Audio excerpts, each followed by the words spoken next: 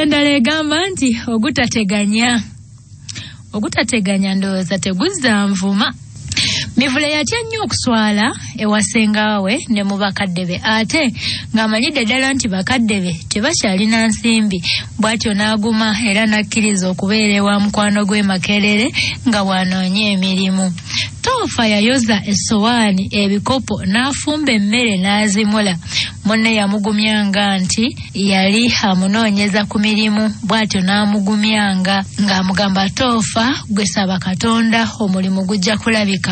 Buli lwe baabanga balya, omuvubuka n'awaana Mivule nti, owange ofumba ettooke, tewali njawulo na mukazi.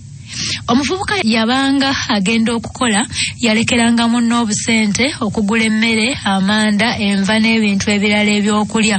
Omuntu eyalabanga ku Mivule ng'ettooke liri ku mutwe akutte ekisawo ekirimu amanda, nga tayinza kumanya nti ye musajja eyali ayambala n'atonnya mooli. Mivule yakolera ddala ng'akalogoye ebbanga lyonna lye yamala ewa munywanyi we. Lumu yali asitudde eddebe ly'amazzi, akantu akakwatibwako ne kakutuka, eddebe n'emwekkata ku kagereeke akannaswi. Okugenda okugijjako ng'omusaayi gutiirika ng'ogw'enkoko ensala obulago.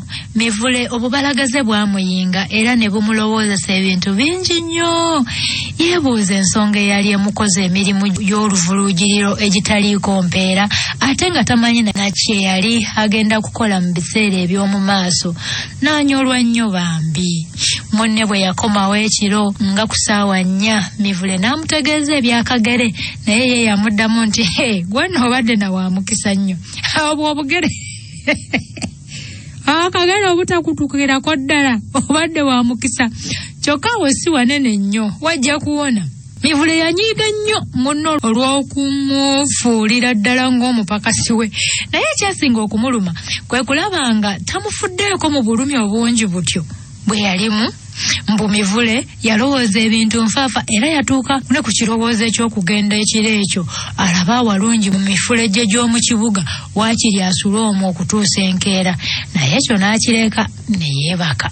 Omulenzi yalabira nnyo ennaku ewa munywanyi we. Akayumba mwe baali basula kaaliko oludda olutonnya. Eyo nno musajja wattu Mivule gye yayalanga obuliri bwe. Enkuba bwe yatonnyanga, Mivule ebyokwebaka n'abivaako, n'adda mu kuzonganya obuliri. Abuze eri anoonya awalungirungi agira asitamako okutuusa enkuba lw'eneekya. Buli lwe yabanga ava awaka nga ne munne taliiwo, n'alabanga ebire byekuluumulula ng'aleka akubidde obuliri bwe. Bonnange lumu Mivule yali ayita mu bitundu by'emmengo eyo, n'asanga omusajja eyali ayimiridde nga ayigulizza yeesigamye ati emmotoka ennene eya loole. Amangu ago kwe kumuyita nti, alo, kakati oli mu bitundu by'eno? Ne Mivule naye bwe yeetegereza omusajja ng'alinga gwe yali amanyi, teyalwa naye n'asemberera omusajja ne baboozaganya. Omusajja yali mukulukulu, n'agamba Mivule nti, munnange ninga akubambidde, naye nkufaananyiriza omuvubuka Mivule. Twabanga naye ye mukono, naye simanyi oba yeggwe. Omusajja yagenda okumalayo ebyo nga ne Mivule amujjukidde.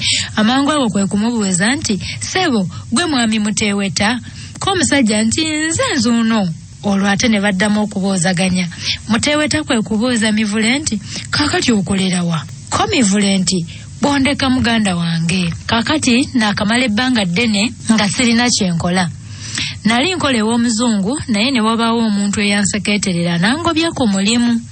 Muteeweta kwe kubuuza nti, kaakati olyaki? Era oyimiriddewo otya mu Kampala ono anyiganga tingatinga? Ko ye nti, ssebo, ebirabwa si bwe bitendwa, naye byendabye mu bbanga lye naakamala nga sikola byetaaga olunaku lulamba okubinnyonnyola obulungi. Naye kakati omuntu anzuulira omulimu ne bwe guba gwa ngeri ki aba nzadde lwakubiri.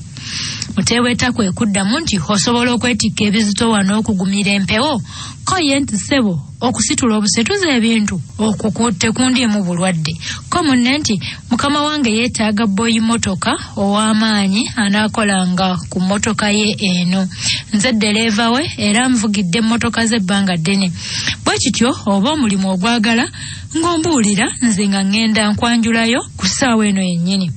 Mivule yalinga ali mu kirooto ekyokukola kyamubula olw'essanyu okutuusa lwe yasemberera Muteeweta n'amugamba mu ddoboozi eggweweevu nti olowooza mukama wa ayinza okunyoomerera olw'obutayambala bulungi anti ondaba nyambadde kisaazisaazi ko munne nti ebyo naawe biveeko oba omulimu ogwagala gira tugende mangu.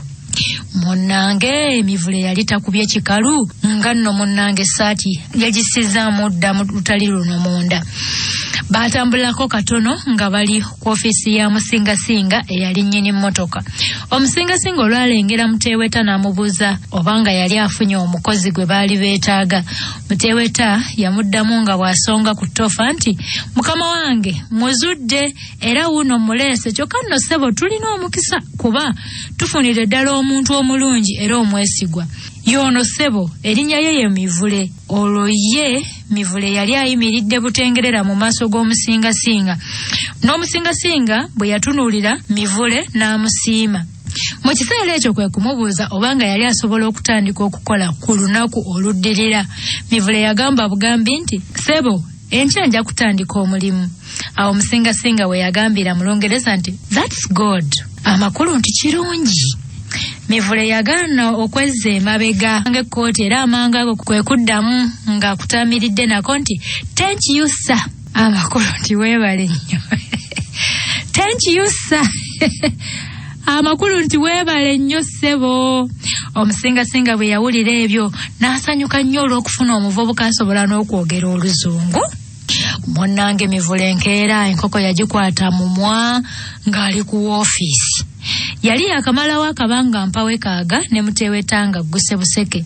Kasita baakwataganako Muteeweta nga agwa loole mu mitambo ne boolekera Kabaale eyo mu Kigezi okugenda okunonayo obummondo obuzungu.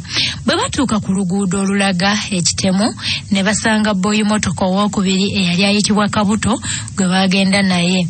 Kabaale baamalayo ennaku 2 naye Mivule yagenda okudda mu Kampala ng'asiiwuuse nga gwe basiize evvu era yenna ng'alabika ng'eyali yakalwalira omwezi mulamba.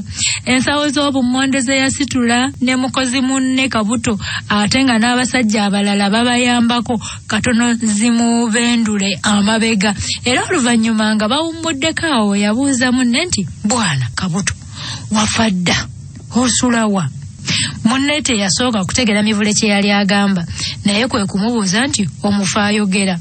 Ko Mivule nti kyenvudde nkubuuza ntyo nze mazima mpulira nga sikyali muntu. Buli muziisa gwonna gunnuma by'otalabanga era wano ku bibegabega bakira wensitulira ensawo wambabuukirira ng'ayidde omuliro. Simanyi buli safaali gye tunaagendako tuli bakukola tutyo. Ko munne nti munnange nange nno bwentyo bwe nasooka naye wiiki egenda okunzigweramu ng'amaanyi ge nnina ga mpologoma na buli kati ndi musajja kyasi. Akasajjasajja lwe katanneepankirako nze gw'olaba wano nsobola okukawetaaweta n'enkakasuka ku mmotoka okwo ng'akasuka akaleerya. Mivule bwe yawulira ebyo n'ategeera nti ensi si yakuniigiiniramu. Buli kantu kava mu ntuuyo na mifumbi kumala kwereega. Ebyokukekkera n'okuliisa ebijanjala empiso nga Mivule abyerabira nga yeewaayo kusitula bintu n'okutambula ng'agagenda agawanvu. Nga bwe yali empisa ya Mivule okukola ng'emirimu n'amaanyi ge gonna ne ku luno bwe yakola. Yabigikolanga ensawo za kasooli, obuwunga, omunnyo, ebijanjaalo, mwana sukaali. Leero buli kantu konna akaabanga kaggyibwa oba akateekebwanga ku mmotoka nga Ssempala teyeekaanya. N'alyoka asaza entuuyo ebibatu n'akola ne mukama we ne yeewuunya. Mivule yasanga ebizibu mu mulimu guno kyokka n'abisirikira naye omulundi gwe yakolerako n'abula okukanuka yagunyumizaako banne nabo ne babula okufa enseko ate ng'eno bwe bamusaasira ennyo olw'okubonaabona atyo. Mbu Muteeweta, Mivule ne Kabuto baakeera mu bunyonyi ne bagenda mu kyalo. baali bakayingirako yaadi 10 ne bagguka ku kagga ke baali batindiza enkoma enjereere nga tekuli ttaka.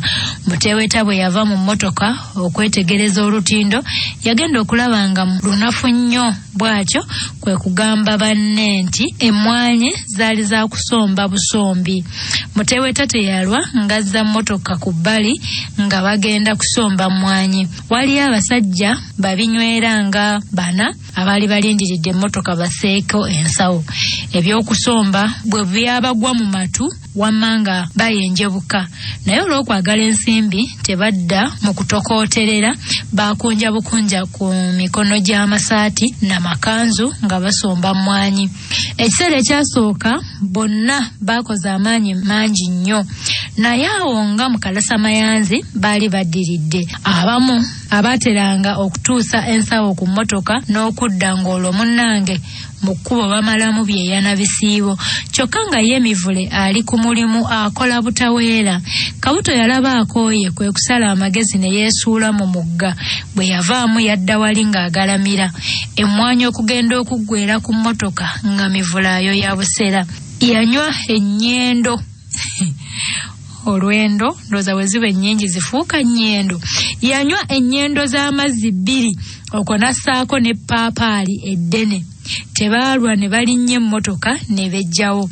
Bwe batuuka eka basanda mu maduuka, Mivule n'alengera akakota k'amenvu akaali kabuulukuse konna. Kwe kuyima waggulu n'ayita Muteweta ayimirize emmotoka. Yalaba tayimirira, kwe kuwuttula boodi okutuusa emmotoka lwe yayimirira. Ekidduka olwali okusiba kiti nga Mivule ali ku ttaka ng'ategeeza Muteweta nti yali agenda kwegulira menvu. Bwe yatuuka awaali agatunda n'amubuuza omuwendo. Kasita yamanya nti ensimbi ezo azirina, n'alagira nnyini kakota akasale mangu ku caayi, Mivule akatwale konna. Yakalya. Ebizibu Mivule ebyamutuukako ng'ali mu mulimu guno bw'abirojja tamala. Yajungibwa, yanyigibwa ebizito, yakubwa enkuba, kanyale n'amuggweerako, omusana ne gumusiika, empewo n'emufuuwa, n'essuulwe n'amuggweerangako okwo. Mivule n'ava ku tulo, musajja wattu oluusi ebiseera ebisinga n'asula ate n'asiibanga nga talidde. Omuvubuka yafunanga empeera ntono ddala, naye ekyomuwendo ennyo kye yafuna kwe kuyiga okuvuga emmotoka. Buli mulundi lwe yatuulanga mu maaso ne Muteweta ng'amaaso tagajja ku buli kuuma. Muteweta yalaba Mivule ayagala nnyo okuyiga okuvuga emmotoka, kwe kutandika okumulagirira n'ekyavaamu kumuteera kugolomola loole.